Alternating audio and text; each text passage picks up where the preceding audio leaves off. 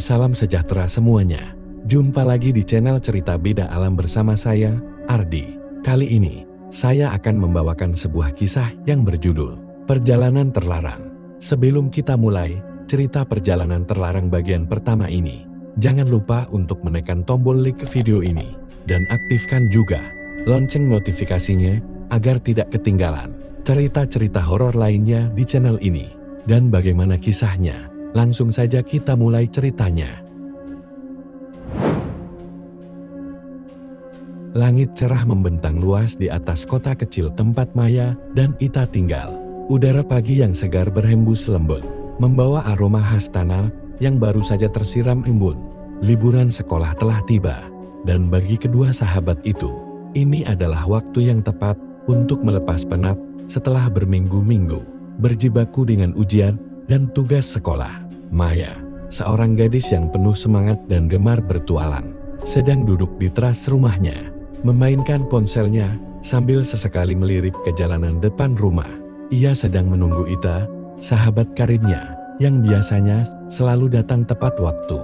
Namun kali ini, gadis itu terlambat. Tak lama kemudian, suara langkah kaki terdengar mendekat. Ita muncul dengan wajah sedikit murung. "Maaf telat, Mai. Aku tadi diomeli ayah soal liburan ini," katanya sambil duduk di samping Maya. Maya menatapnya dengan rasa ingin tahu. "Memangnya kenapa? Kita kan cuma mau menikmati liburan, bukan melakukan sesuatu yang berbahaya." Ita menghela napas panjang sebelum menjawab. "Ayahku selalu khawatir kalau aku pergi terlalu jauh. Katanya, lebih baik liburan di rumah saja. Tapi aku bosan, Mai. Aku ingin melakukan sesuatu yang berbeda kali ini." Maya tersenyum lebar, seperti sudah menyiapkan sesuatu. "Aku punya ide. Bagaimana kalau kita mendaki Gunung Gede? Seru kan? Kita bisa menikmati pemandangan indah, menghirup udara segar, dan mencari pengalaman baru." Mata Ita membesar. Mendaki gunung bukanlah sesuatu yang pernah ia lakukan sebelumnya. "Gunung Gede? Kau serius?" tanyanya dengan nada setengah ragu. Maya mengangguk antusias. "Tentu saja. Kita bisa ajak teman-teman lain juga. Semakin ramai, semakin menyenangkan. Jangan khawatir, aku sudah pernah ke sana sekali bersama sepupuku. Jalurnya aman kok." Ita tampak berpikir. Ia tahu bahwa ayahnya pasti akan sangat keberatan. Namun, di sisi lain, ia juga tak ingin menghabiskan liburannya hanya dengan diam di rumah. Maya sepertinya menangkap keraguan di wajah sahabatnya itu dan segera menambahkan, "Kita bisa yakinkan ayahmu bersama. Lagi pula, aku yakin ibumu pasti mendukungmu untuk mencoba hal baru." Benar saja, saat Ita akhirnya berbicara kepada ibunya tentang rencana ini, ibunya terlihat lebih terbuka dibandingkan ayahnya. "Pergi mendaki bisa menjadi pengalaman yang baik untukmu. Tapi pastikan kalian tetap berhati-hati," ujar ibunya dengan lembut. Namun, ketika tiba giliran meminta izin kepada ayahnya, suasana menjadi sedikit tegang. Ayah Ita, Pak Darman, adalah sosok yang disiplin dan protektif terhadap anaknya. "Mendaki gunung itu tidak mudah, Ita. Bahaya bisa datang kapan saja. Bagaimana kalau terjadi sesuatu di sana?" katanya dengan nada khawatir. Ita mencoba meyakinkan ayahnya dengan mengatakan bahwa mereka akan pergi bersama rombongan yang cukup banyak dan akan mengikuti jalur resmi yang aman. Lagi pula, Maya sudah pernah ke sana, yang dia tahu jalannya. "Kami akan berhati-hati," Ita menambahkan dengan nada memohon. Setelah beberapa kali berdebat, akhirnya Pak Darman mengalah. Dengan syarat, Ita harus membawa perlengkapan yang memadai dan selalu memberi kabar jika ada hal darurat. Mendapatkan izin dari ayahnya membuat Ita begitu gembira. Ia segera memberitahu Maya yang langsung berteriak senang di telepon. Beberapa hari kemudian, Maya dan Ita mengumpulkan teman-teman mereka yang juga tertarik untuk ikut dalam pendakian ini. Ada Dimas, yang terkenal sebagai orang yang paling kuat di antara mereka, Reina, gadis yang suka fotografi dan selalu membawa kamera kemana-mana, serta Anton, anak yang pendiam tapi suka membaca tentang alam. Mereka pun mulai mempersiapkan segala keperluan mendaki, mulai dari tenda, makanan, peralatan memasak, pakaian hangat, hingga senter dan obat-obatan. Setiap orang mendapatkan tugas untuk membawa barang yang berbeda. Maya bertanggung jawab atas peta dan rencana perjalanan. Ita membawa makanan ringan dan minuman. Sementara Rina memastikan kamera dan perlengkapannya siap untuk mengabadikan momen-momen penting.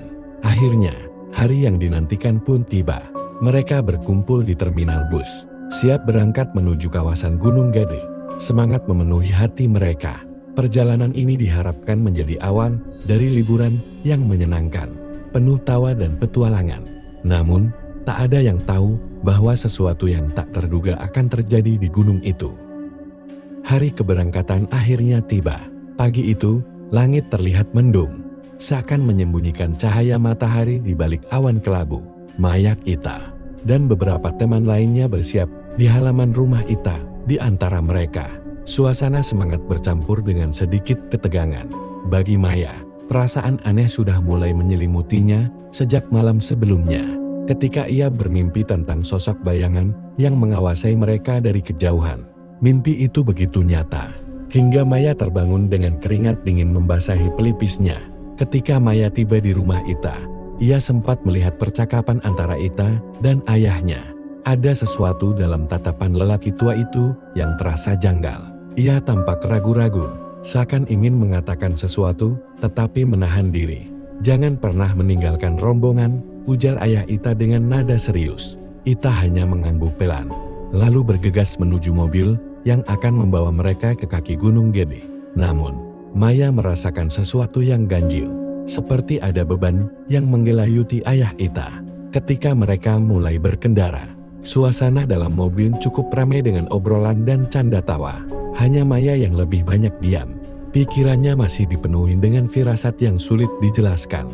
Ia mengedarkan pandangan keluar jendela, melihat pepohonan yang semakin rapat ketika mereka mulai memasuki wilayah perbukitan. Setelah menempuh perjalanan beberapa jam, mereka akhirnya tiba di pos pendakian. Gunung Gede berdiri megah di hadapan mereka, seolah menyimpan rahasia yang belum terungkap. Udara di sekitar terasa lebih dingin, memberikan sensasi mistis yang menusuk ke dalam hati. Maya, saat menurunkan barang dari kendaraan, ia melihat sesuatu dari sudut matanya. Sekilas, di antara pepohonan, ada sosok berdiri, hitam, tinggi, dan tak bergerak. Maya memejamkan mata sejenak, lalu menghela napas. Ketika ia membuka mata kembali, sosok itu sudah menghilang. Apakah itu hanya perasaannya? Ataukah sesuatu benar-benar mengawasi mereka? Mereka mulai mendaki dengan langkah hati-hati. Ita dan teman-temannya berbicara dengan penuh semangat, sementara Maya terus merasa waspada. Hutan di jalur pendakian semakin lebat, dan matahari mulai merambat turun, meninggalkan cahaya keemasan yang menyelinap di antara ranting-ranting pohon. Suara burung-burung hutan mulai berkurang, berganti dengan desiran angin yang terasa dingin. Saat malam mulai menyelimuti gunung, mereka memutuskan untuk berkemah di area yang cukup lapang. Mereka memasang tenda dan menyalakan api unggun, sambil menikmati makan malam. Mereka berbincang tentang mitos-mitos Gunung Gede. Seorang teman Ita, Riko, mulai bercerita tentang legenda penghuni gunung. Konon, di gunung ini ada sosok penjaga yang selalu mengawasi. Jika ada pendaki yang melanggar aturan atau bertindak tak sopan, maka ia akan diganggu hingga tersesat, kata Riko dengan nada serius. Itu cuma mitos. Jangan nakut-nakutin, Don, sahut Ita sambil terkekeh. Namun, Maya tidak ikut tertawa. Dalam benaknya, ia teringat sosok hitam yang ia lihat di pos pendakian. Apakah itu penjaga yang dimaksud? Malam semakin larut. Satu persatu dari mereka masuk ke dalam tenda untuk beristirahat. Namun, Maya sulit tidur. Suasana terasa semakin sunyi. Angin bertiup lembut, menggoyangkan dedaunan. Tetapi ada sesuatu yang membuatnya merasa tidak nyaman. Tiba-tiba, ia mendengar suara langkah kaki di luar tenda. Maya menahan napas. Ia mencoba meyakinkan dirinya bahwa itu mungkin hanya hembusan angin atau binatang hutan. Tetapi, suara itu semakin mendekat, lalu berhenti tepat di depan tendanya. Jantung Maya berdegup kencang. Ia perlahan membuka resleting tenda dan mengintip keluar. Tidak ada siapapun di sana. Namun, di kejauhan, Di batas cahaya api unggun yang mulai redup, Maya melihatnya lagi. Sosok hitam yang tinggi, berdiri diam di antara pepohonan. Maya membeku. Ia merasa tenggorokannya tercekat, ingin berteriak, tetapi tak bisa. Dalam hatinya, ia tahu satu hal, mereka tidak sendirian di gunung ini.